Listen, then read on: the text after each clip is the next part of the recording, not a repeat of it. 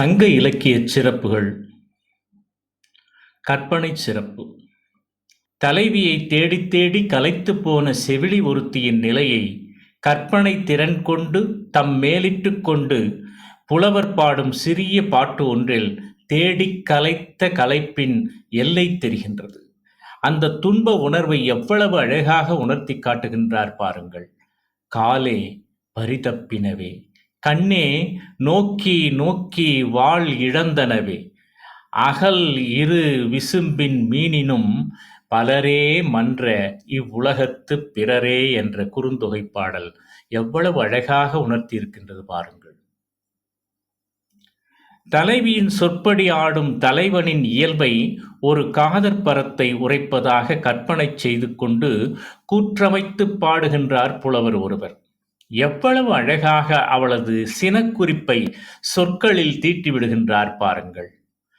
கழனி மாத்து விளைந்துகு தீம்பழம் பழன வாழை கதூம் ஊரன் எம்மில் பெருமொழி கூறி தம்மில் கையும் காலும் தூக்கத் தூக்கும் ஆடிப் பாவை போல மேவன செய்யும் தன் புதல்வன் தாய்க்கே என்ற குறுந்தொகை பாடல். தலைவன் கூற்றாக வரும் இந்த குறுந்தொகை 8வது பாடல். தலைவியின் அழகிலே மனம் பறிகொடுத்தவன் அவன். தோழன் அவனை கண்டித்தான். நல்ல வெயில் வெம்மையில் பாறைகளே உருகி உன் மீது கொஞ்சம் வெண்ணெய் வைக்கப்பட்டுள்ளது. கைகள் இல்லாத கண் பார்வை மட்டுமே உள்ள ஊமையன் ஒருவன் அந்த வெண்ணெய்க்கு காவலாக இருந்தால் எப்படி இருக்கும்? அவனால் எப்படி அந்த வெண்ணெயை காக்க முடியும்? காமநோய் பரந்துள்ள தனக்கு அவன் நிலையை ஒப்பு கூறி முடிக்கின்றான் தலைவன். என்னை இடித்துரைக்கும் நீ என் உடம்பு என் காம நோயால் உருகி அழிவதற்கு முன்பாக அதன் அழிவை தடுத்து நிறுத்த ஆவன செய் என்று தோழனிடம் வேண்டுவதாக ஒரு கற்பனை. அழகிய ஓமை ஒன்றை கற்பனை திறந்தோன்ற புனைந்து நாடகத் தனிமொழிப் பாங்கிலே படைத்த புலவர் திறத்தை என்ன சொல்லுவது? இடிக்கும் கேளீர் நும் குறையாகம் நிறுக்கள் ஆற்றினோ நன்றுமன் தில்ல ஞாயிறு காயும் வெவ்வரை மருங்கின் கையில் ஊமன் கண்ணில் காக்கும் வெண்ணெய் உணங்கள் போல பரந்தன்று இந்நோய் நோன்று கொளற்கு அரிதே என்ற குறுந்தொகை 58வது பாடல். இத்தகைய ஓமைகள் பலவற்றை ஆங்காங்கே சங்க நூல்களில் நாம் கண்டு மகிழலாம். கவிதையில் ஒளி நயத்திற்கோ யாப்பு அமைப்பிற்கோ வெற்றுச் சொல் ஒன்று கூட வராமல் கவி புனைவார்கள் புலவர்கள். ஒவ்வொரு சொல்லும் பயனுள்ள சொல்லாகவே அமைப்பார்கள். செறிவும் ஆழமும் உடைய சொற்களையே கையாள்வர். எதுகை மோனைகளுக்காக வெறும் சொல்லை ஆளுவதைக் காட்டிலும் சங்க பாநடையில் நாம் பார்க்க இயலாது. தம் பாட்டுகளில் தம் நோக்கத்திற்கு தடை வராமல் ஒளி நயத்தையும் யாப்பையும் புறக்கணிக்காமல் உணர்ச்சி கற்பனை ஆகியவற்றிற்கு முதலிடத்தையும் ஒளி நயம் யாப்பு ஆகியவற்றிற்கு 2ஆம் இடத்தையும் எதுகை முதலியவற்றிற்கு 3ஆம் இடத்தையும் அதற்கு அடுத்தடுத்த இடத்தையும் சங்கப் புலவர்கள் தந்திருக்கின்றனர். வந்த சொற்களே திரும்ப திரும்ப பயின்று வந்தாலும் தோழியின் உணர்ச்சி அவ்வாறே வடித்த பிறகும் ஔவையார் ஒரு கருத்துமிக்க ஒரு பாட்டினை சொல்லுகின்றார். அகவன் மகளே மணவுக்கோப்பன்ன நன்னெடுங்கூந்தல் அகவன் மகளே பாடுக பாட்டே இன்னும் பாடுக பாட்டே அவர் நன்னெடுங்குன்றம் பாடிய பாட்டே. குறுந்தொகை 23வது பாடல். அதே போல ஐங்குறுநூற்றிலே 2வது பாடல்.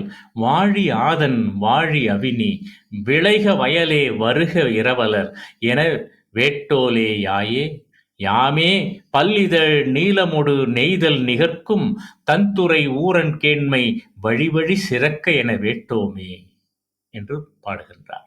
இப்படி ஐங்குறுநூற்றை தொடர்ந்து ஓரம்போகியார் படைக்கும் தோழி, பசி, பிணி, பகை ஆகியவை இல்லாமல் வளம் கொழிக்கும் நாட்டிலேயே இல்லறம் செழிக்கும் என்பதையும் புலப்படுத்துகின்றார். இவை அனைத்தையும் நிலைக்க வேண்டுமாயின் மன்னவன் அரசு காவல் தேவை என்பதை உணர்த்துகின்றார். அக்கால அரசியல் அமைப்பில் இல்லறம் சிறந்து விளங்கியமையை புலவர் கூற்றினால் நாம் அறிகின்றோம். வந்த சொற்களே திரும்ப திரும்ப பல்லவி போல வந்து ஒரு வகை ஒளி நயத்தை இப்பாட்டுக்கள் பெற்று திகழ்கின்றன.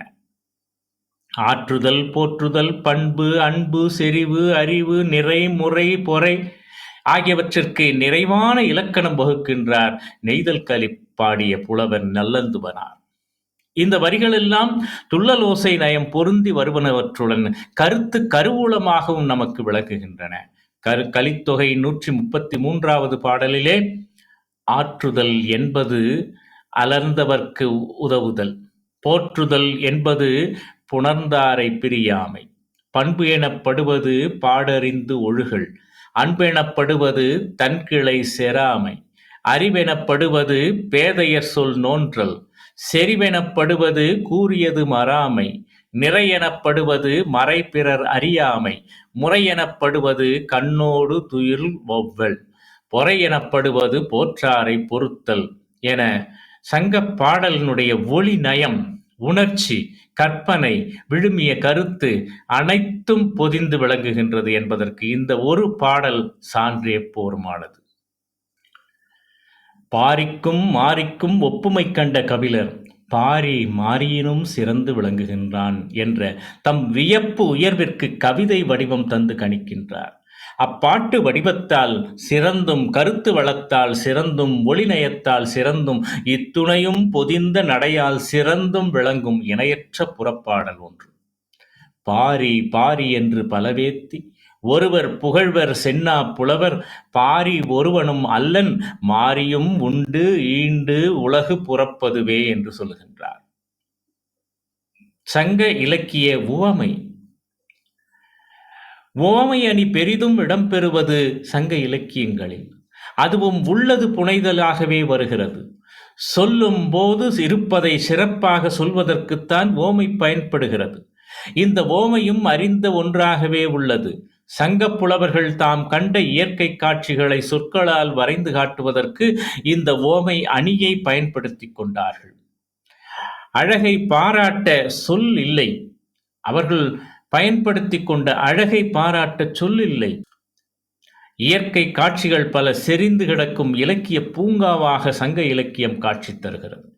கண்ணை கவர்ந்து உள்ளத்தை ஈர்க்கின்ற மலர்கள் நிறைந்து நெருஞ்சி செடிகளில் மறைந்து நின்று துன்பம் செய்கின்ற முட்கள் இருப்பது போல தலைவன் காதல் செய்த போதே துன்பம் நிறைந்துள்ளது என்ற ஓமை தலைவியால் கூறப்படும் அழகை குறுந்தொகை பாடல் ஒன்றில் காணலாம்.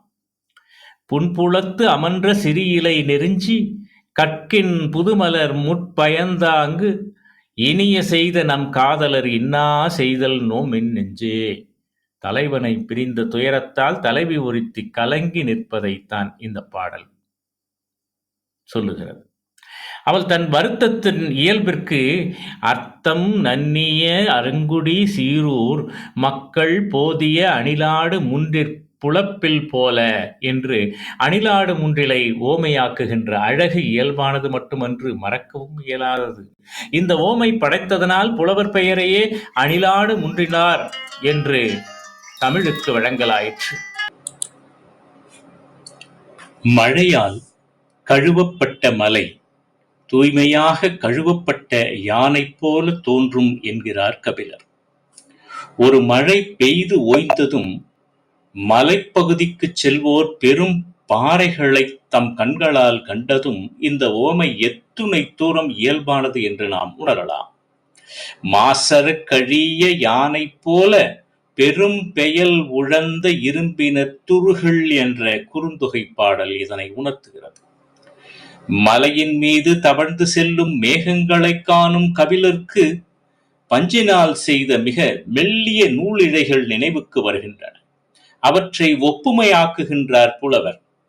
ஆலில் பெண்டிர் தாளிர் செய்த நுணங்கு நுண் பணுவல் போல கணங்கொள ஆடு மழை தவழும் கோடுயர் நெடுவரை என்று நற்றிணை பாடல் கூறுகிறது.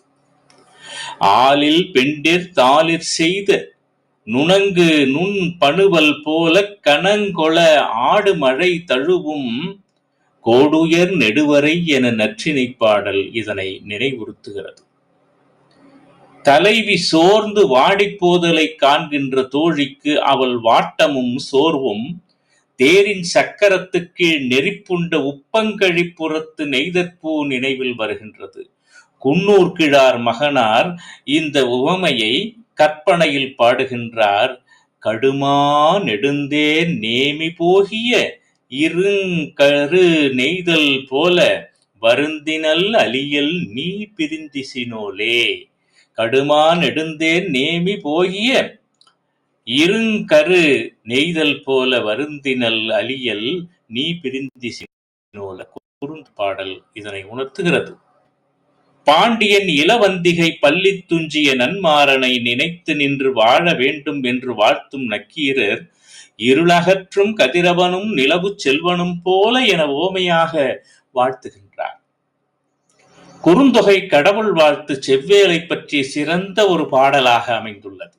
அந்த அழகிய பாடலில் முருகப்பெருமானின் திருவடிகளுக்கு பூக்களில் சிறந்த தாமரை மலர்கள் ஓமை கூறப்பட்டுள்ளன.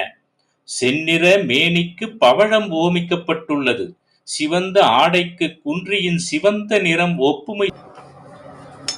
ஐந்திணை ஒழுக்கங்களையும் தழுவியது குறுந்தொகை என்பதை குறிப்பால் உணர்த்துவது போல, தாமரை தாமரை என்றால் மருதம், பவழம் பவழம் என்றால் நெய்தல், குன்றி குன்றி என்றால் முல்லை, குன்றம் குன்றம் என்றால் குறிஞ்சி, செஞ்சுடர் செஞ்சுடர் என்றால் பாலை.